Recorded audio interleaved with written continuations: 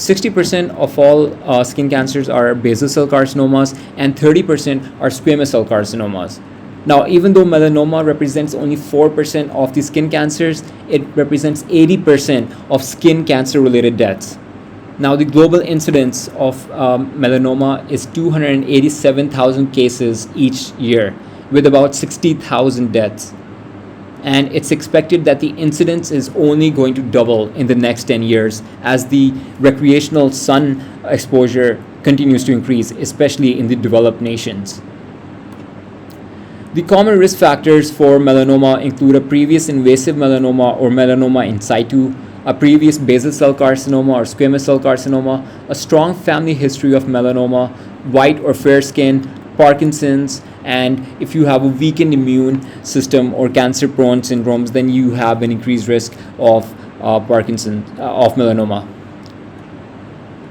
So one of the most important risk factors are UV radiation, and we'll discuss this in a bit more detail, that depending on the pattern of sun exposure, so you can have either intermittent, meaning you get sun exposure sometimes, or you get continuous sun exposure. You can develop different types of melanomas. So in intermittent, you are more likely to develop melanomas on the trunk, and if you get chronic patterns, then we get lentigo maligna type of melanomas. Similarly, other risk factors include sunbeds, which people use for indoor tanning, and then even sometimes when we treat patients using UV radiation, such as when we give PUVA therapy to psoriasis patients, this can also lead to the development of melanoma, but importantly, it requires more than 250 sessions, and the risk is usually seen after 15 years.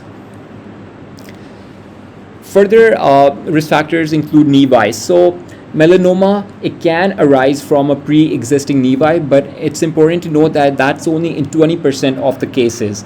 In most cases, the melanoma arises de novo, meaning it arises from the skin, right? So there are two types. For example, the lentigo maligna or the acral lentiginous melanoma, they do not have a benign precursor lesion. Now, the risk of transformation depends on the number of nevi and also the type of nevi. So broadly speaking, the major nevi that we need to be concerned about they can be a common nevi. Now, these are very low risk, and until they become an extremely large number, for example, up to 100, more than 100, then you have a higher risk of developing melanoma. But the other ones are the congenital melanocytic nevi. So these can be divided into large, small, or medium, right? So if you have a small, meaning that it's less than 4.5 centimeters, you have a lower risk of about 2.5 to 5% of melanoma. But if a patient has large congenital melanocytic nevus, which is more than 20 centimeters, the risk proportionately increases. And here we can see the smaller size congenital melanocytic nevi, which has a much clearer, well-demarcated border and uniform texture, whereas the large congenital melanocytic nevi, it's involving the entire trunk and buttocks and has a much higher, it's much more difficult to excise, and it has propensity to involve the neurological tissue as well. So it's very difficult to excise, and these have a higher risk. Similarly, other types of nevi include the dysplastic and atypical nevi. So these also give an increased risk of melanoma transformation. Dysplastic is when we determine using the pathology, right? So under the microscope, you see the cells have cytological or architectural atypia. So that is a dysplastic nevi, whereas clinically, the ones we classify as atypical nevi are large-sized, more than 5 millimeters, irregularly distributed colors, and tendency to emerge after a young age. So if you have about more than 5 to 10 of these, then you have an increased risk. So here we can see a melanoma arising on a pre-existing nevi. So what are the practical consequences is that because of the generally low risk of transformation, it's not possible to excise all of these nevi. So we leave them in place, and then we just examine them for any change or some other suspicious behavior, and then we would excise only that one. But you cannot prophylactically excise all nevi. So here we see the different stages of melanoma. So starting off with the benign nevus, and we can see that this is confined to the epidermis, and then as it progresses to the dysplastic, it starts getting some elements into the dermis as well, and then finally it turns into a full-blown melanoma. The melanoma is further divided into an initial radial or horizontal growth phase and then a vertical growth phase. So the radial growth phase involves this pagetoid spread, or basically the melanocytes, they move into the various layers of the epidermis, and in the vertical growth phase, however, they start to move into the deeper dermis, and finally we can have the dreaded complication of the melanoma entering into the lymphatics and the blood vessels.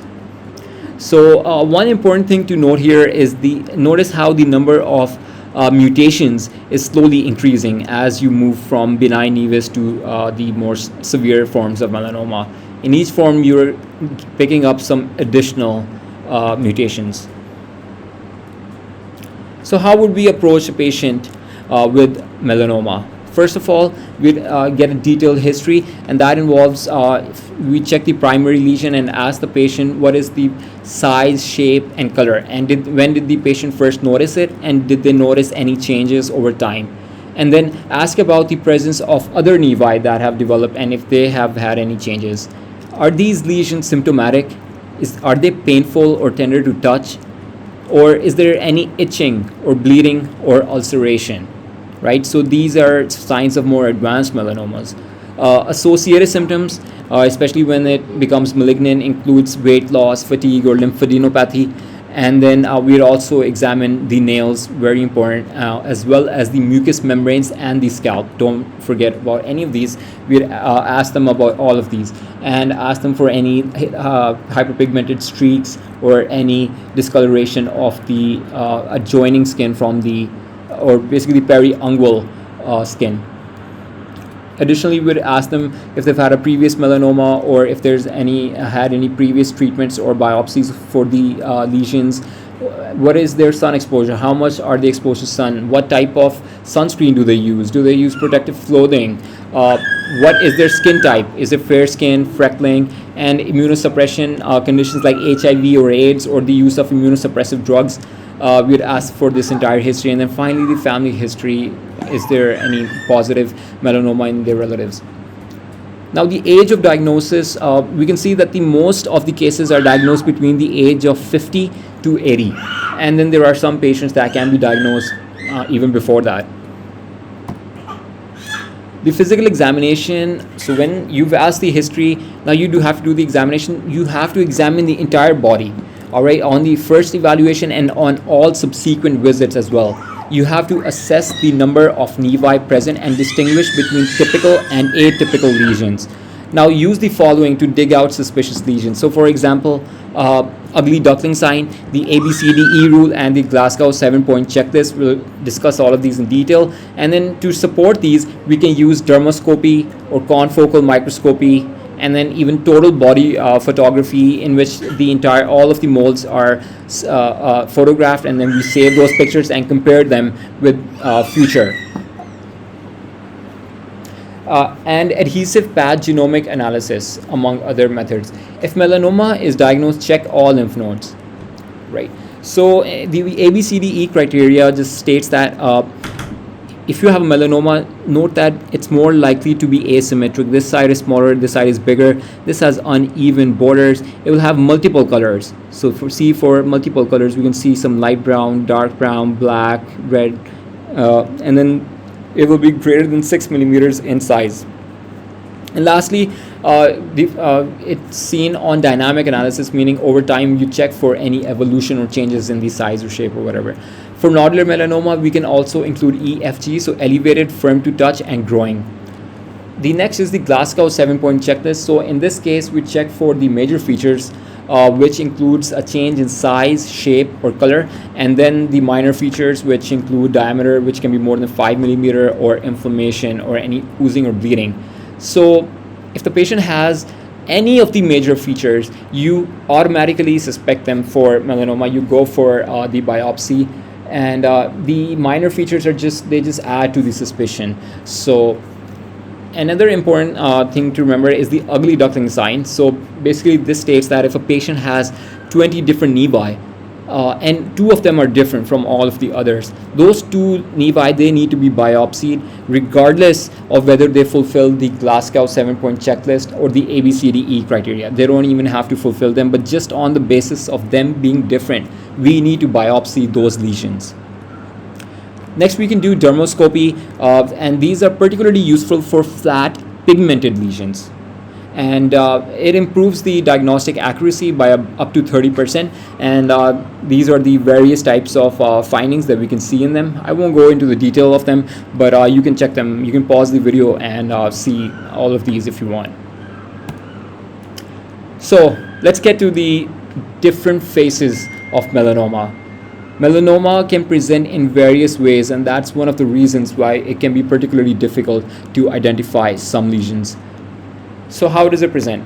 The first is an atypical nevus, right? So how will it present? That you will just get a flat, hyperpigmented macule or patch, right? So a flat pigmented macule which progressively becomes irregular in shape and color, with shades of different colors. You can see brown, black, gray, and red, as well as depigmented areas. Now these depigmented areas basically show regression, or the body's immune system fights the melanoma. It destroys the excessive melanocytes, and you get a repigmentation of that particular area, and a person gets happy that their melanoma is going away. But in reality, this is not the case, because the melanoma is very likely to come back from that regressed area, and it does not in any way mean that it's gone.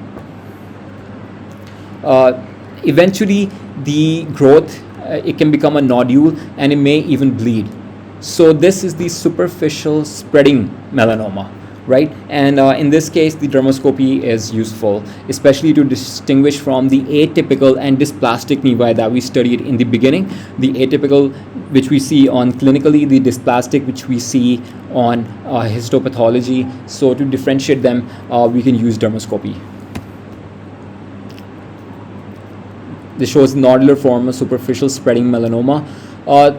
So what's the second way it can present? A pigmented or red nodule, right? So this form, the nodular form, it presents as a nodule which can be red or black in color, and it's symmetrical. So far we've been talking about that these lesions will be asymmetric, but this particular variant, it can even be symmetrical and elevated and dome shaped, and it can also eventually ulcerate and bleed. So this is the nodular melanoma, which is the most malignant melanoma.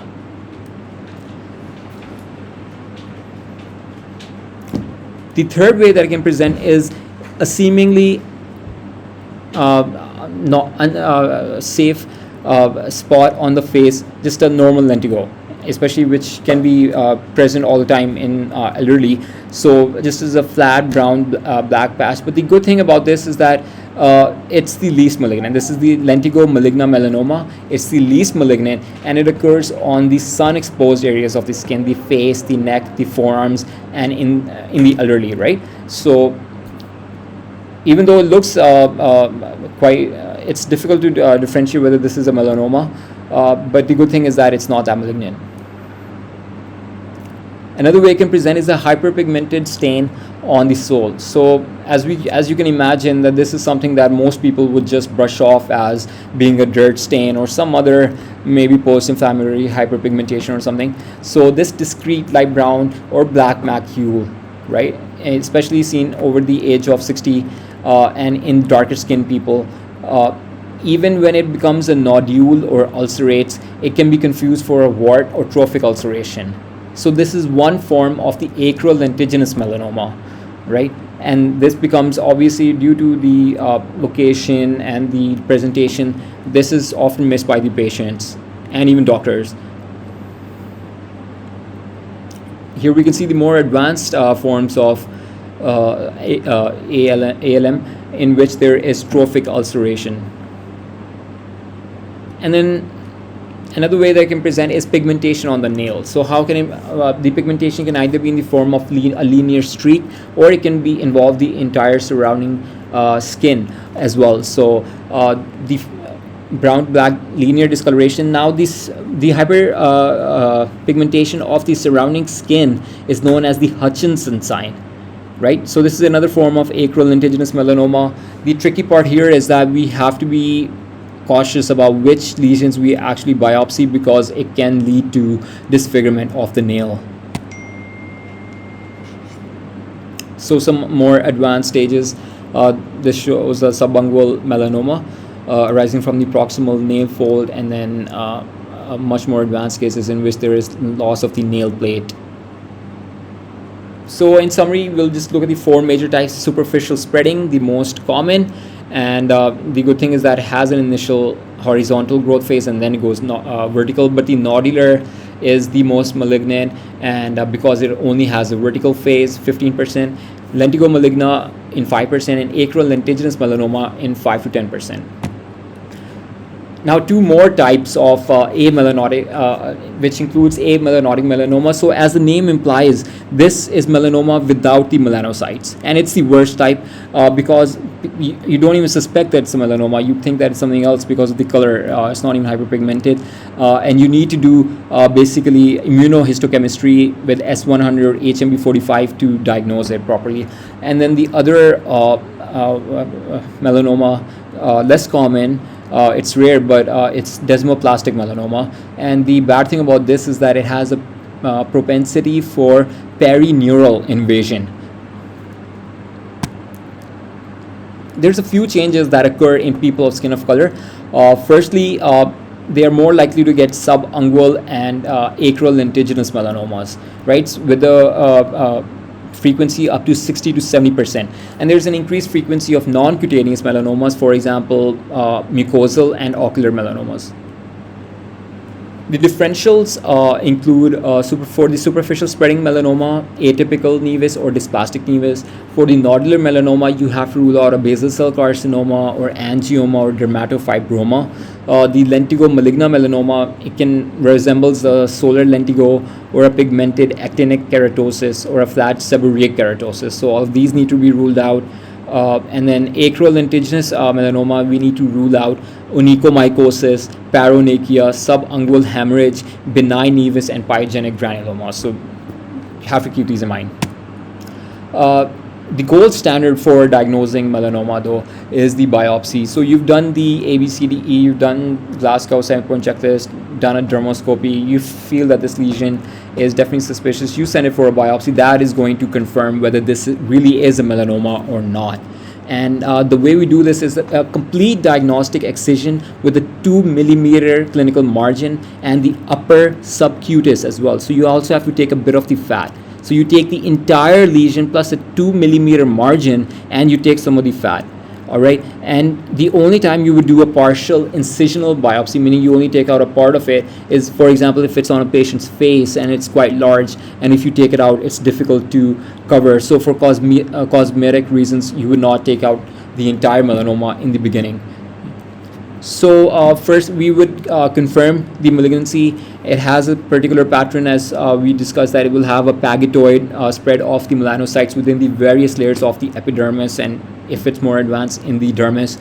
And then we also check other information, for example, the Breslau thickness, the types of, is there any ulceration, and also if there's any blood vessel invasion or nerve invasion, and what is the cell type and growth pattern, and all of these extra information as well. So the initial radial phase on histopathology, this is how it's going to show, right? We have these nests of these melanocytes. You can see these atypical cells that are of various sizes and shapes, and then they're surrounded by this white rim. So these are all melanocytes, and they are forming nests, as we can see here, and these nests are at the top of the dermal papillae. So if this was a normal nevus, we would have these nests of melanocytes. It would be the same, but they would be the same size and shape throughout, and they would be present more at the tips of the reti ridges, right? So not at the tips of the dermal papillae and of irregular sizes. This is with the spread of melanocytes into the various layers of the epidermis as well, which is known as buckshot scatter. So if you ever fired a shotgun, then the pellets, they all burst, and then this is buckshot scatter. that's where the term comes from. In the radial phase, we can see that there is infiltration of the melanocytes into the deeper dermis.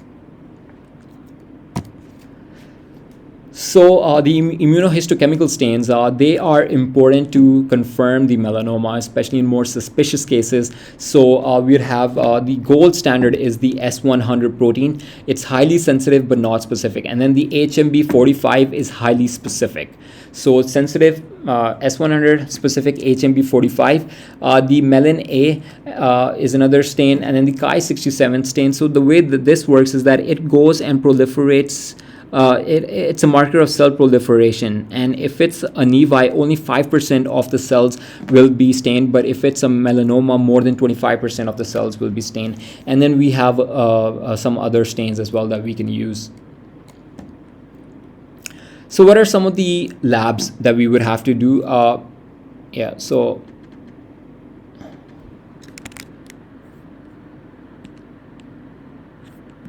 Right. So basically, we would get a CBC, and then we'd get a complete chemistry panel, which includes alkaline phosphatase, which would show for bone mets, hepatic transaminases, which would show liver mets, and then total protein and albumin. And then lactate dehydrogenase can also be, you could also do that. Now, that is raised in a lot of malignancies. We know that LDH can be raised in a lot, but this is important for both at the time of the diagnosis and the follow-up of the patients to see how much metastasis has occurred. The following imaging modalities can be considered, for example, a chest x-ray or an MRI brain, the ultrasound, which is best for diagnosing lymph node involvement, CT, chest, abdomen, pelvis, and PET CT. So these are all for the more advanced forms though.